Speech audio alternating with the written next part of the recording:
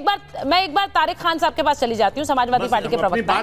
तारिक खान साहब, आज बहुत सारी तस्वीरें आई हैं यूपी से, अलग अलग सीटों से, और करहल में तो आरोप ये लग गया कि लड़की का परिवार आरोप लगा रहा है कि समाजवादी पार्टी को वोट नहीं दिया इसलिए हत्या कर दी गई। परिवार ऑन रिकॉर्ड बोल रहा है। लड़की की जो बहन या भाभी है उसने कहा है कि वो एक पत्रकार था और कोई समाजवादी पार्टी से लेना देना नहीं है, सब चैनल लोग चला रहे। मैं कह दूं जो हुआ वो कलंकित करने वाला लोकतंत्र को काम हुआ। 2003 में मैम कोई मिल गया, एक पिक्चर आई थी ऋतिक रोशन की, उसमें दूसरे ग्रहों से मैसेजेस रिसीव करते थे। बड़ी अच्छी पिक्चर थी, शायद आपने देखा हो। पो पो पो पो। तो ये मैम जो पुलिस वाले थे जो लोगों को मार रहे थे, वोट नहीं डालने दे रहे थे, इनको दूसरे ग्रहों से मैसेज आ रहे थे कि इन लोगों को रोको, वोटर्स को रोको। इनको मुख्यमंत्री आदेश नहीं दे रहे थे, इनको डीएम आदेश नहीं दे रहे थे, इनको एसपी आदेश नहीं दे रहे थे। ये मैम दूसरे ग्रह से जो एलियंस लोग होते हैं उनके कांटेक्ट में थे ये लोग। वो लोग उनसे कह रहे थे कि वोटर्स को मारो, उनको बंदूक दिखाओ, उनको दौड़ाओ, उनको गंदी गंदी गालियां दो, महिलाओं से अभद्रता।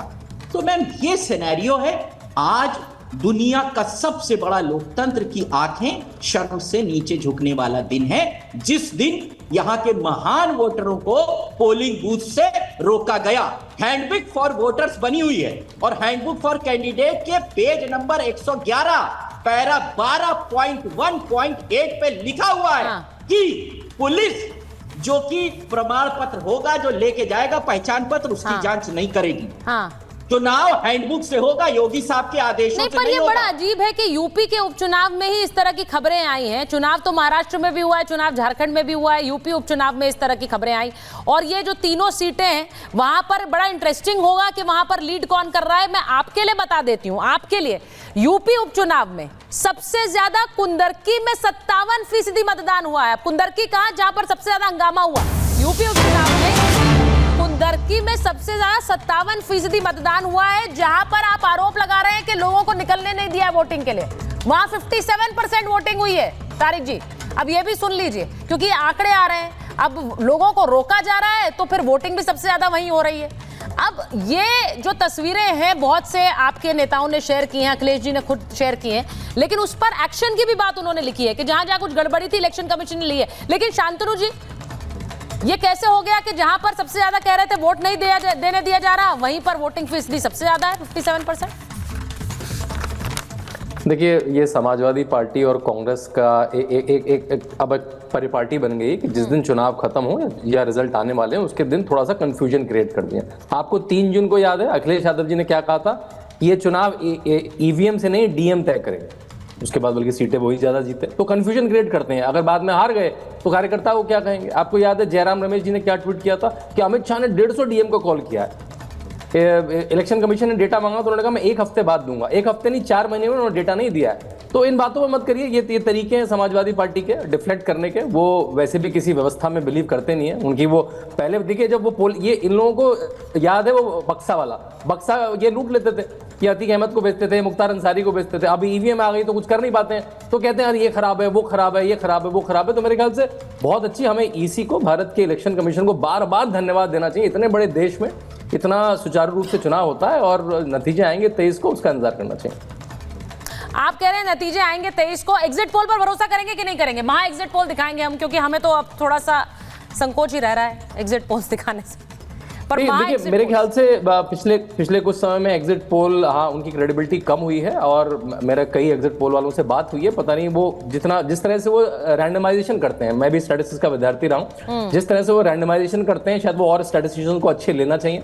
क्योंकि और एक चीज अलग भी है, अगर मैं जैसे मेरा विदेशों में काफी जाना होता है, यूके और यूएस में अधिकतर पोलिंग परसेंटेज पे एग्जिट पोल किए जाते हैं, सीट पे नहीं आते। हम लोगों को थोड़ी सीट की आदत होती है कि सीट पता लग जाए, तो हमारे जो एग्जिट पोल है उनकी पोलिंग परसेंटेज मोटा मोटा ठीक रही है, 1-2% की दिक्कत आई है, लेकिन हम जब सीट में कन्वर्ट करते हैं तो उन्हें कन्वर्ट करना मुश्किल होता है। मैं अपने दर्शकों को बताऊं कि 6:30 पे 6:30 बजे यूपी की जो सीटें हैं उनका क्या रुझान आ रहा है अलग अलग एग्जिट पोल्स के जरिए, वो बताएंगे थोड़ी देर बाद। मुझे लगता है तकरीबन 14 मिनट बचे हैं, तो थोड़ा इंतजार करना होगा। इलेक्शन कमीशन की गाइडलाइंस है, दिखा नहीं सकते, और वो थोड़ी देर बाद दिखाएंगे। लेकिन जिस तरह की सीटें अब के शर्मा जी कह रहे हैं सरकार बन रही है, वो जिस तरह का प्रचार हुआ है, वरुण जी आपको क्या लग रहा है? महाराष्ट्र में इस बार ये पहला चुनाव है जब एनसीपी अलग, शिवसेना अलग और स्प्लिट हुआ है, उसका असर कितना पड़ेगा?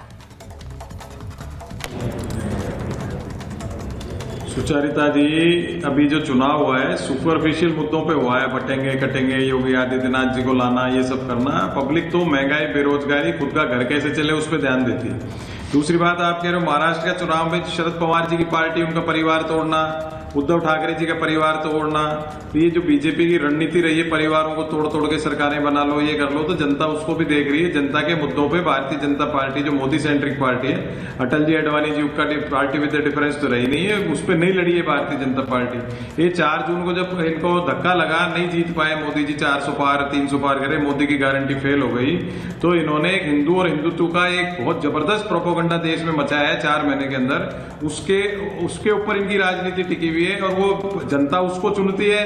या महंगाई बेरोजगारी में फेल हो गए, पूंजीवाद फोर्सिबली देश के ऊपर लागू करने के लिए हर तरह से इन्होंने प्रयास करा, कैसे पूंजीवाद देश के ऊपर लागू किया जाए। मिडिल क्लास की सुन नहीं रहे, मिडिल क्लास बुरी तरह परेशान, बच्चे फल फ्रूट तो भूल ही गए, सब्जी नहीं खा पा रहे, तो ये इस पे बिल्कुल इनका ध्यान केंद्रित नहीं रहा। इन्होंने भटकाने का प्रयास किया जो आम जनता के मुद्दे होते हैं उससे, तो जनता उस पर वोट देगी या इनके हिंदुत्व और इसके जो प्रोपेगेंडा है इस पे। वरुण जी, आपकी तरफ से कौन से मुद्दे गिनाए गए? चलिए मैं आपसे पूछ लेती हूँ, कांग्रेस के नेताओं ने कौन से मुद्दे गिनाए हैं?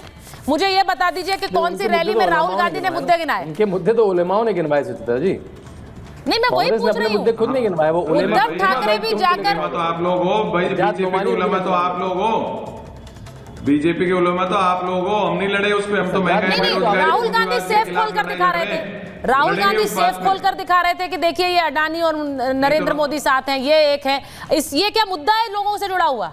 क्या ये लोगों के लिए आपका आगे का प्लान है? किसी ने भी नहीं बात की सर, कहाँ की?